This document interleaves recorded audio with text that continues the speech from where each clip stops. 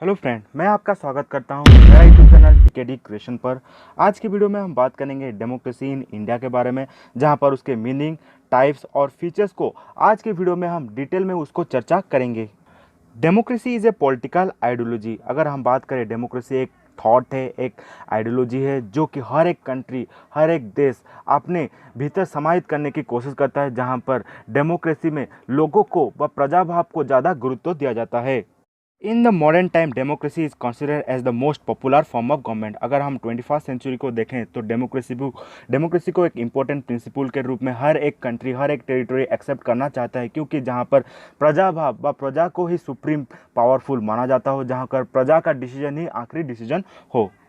In reality democracy is very complex and multi dimensional concept. अगर हम अभी reality में बात करें तो डेमोक्रेसी को समझना बहुत ही कठिन है। डेमोक्रेसी हर एक व्यक्ति के लिए अलग अलग होता है। Democracy at first originated in Greece and Rome during 5th century BC. अगर हम बात करें डेमोक्रेसी के ओरिजिन के बारे में तो हमें पहली बार ग्रीस एंड रोम में 5th सेंचुरी बीसी में हमें देखने को मिला था।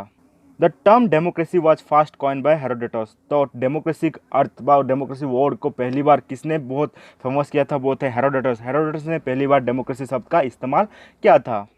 Democracy was reborn in England 1688 through the Persian movement. अगर हम डेमोक्रेसी शब्द के बारे में बात करें, डेमोक्रेसी कैसे जागृत हुआ था, कैसे डेवलप हुआ था, वो था इंग्लैंड में 1688 में हुआ था, एक मूवमेंट के दौरान। Democracy is derive from two Greek word demos and kratos which means people power. अगर हम डेमोक्रेसी के बारे में बात करें, जो कि एक ग्रीक शब्द से आया है, जो कि डेमोस और क्राटस है। डेमोस मीन्स पीपुल और kratos means rule. In all total बात करें तो ये है पीपुल रूल। अगर हम उसको और डिफाइन करें तो power in the hand of people व पॉपुलर सॉवरेनिटी भी बोल सकते हैं। Democracy means A government which runs by the people. अगर हम डेमोक्रेसी के बारे में बात करें, फॉर्म ऑफ गवर्नमेंट के बारे में बात करें, जहां पर लोगों के पास क्षमता होता है सरकार बनाने का और सरकार को तोड़ने का, जहां पर पीपुल को ही सुप्रीम प्रायोरिटी माना जाता हो।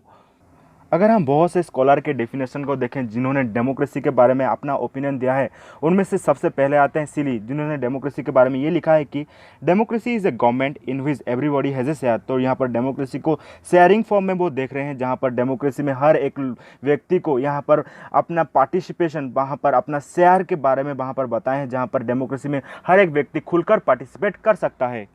Democracy is the most popular political ideology of 21st century. अगर हम 21st सेंचुरी में देखो तो डेमोक्रेसी को बहुत सारे टेरिटरी, बहुत सारे कंट्री ने अपने मेन प्रिंसिपल के रूप में एक्सेप्ट किया है।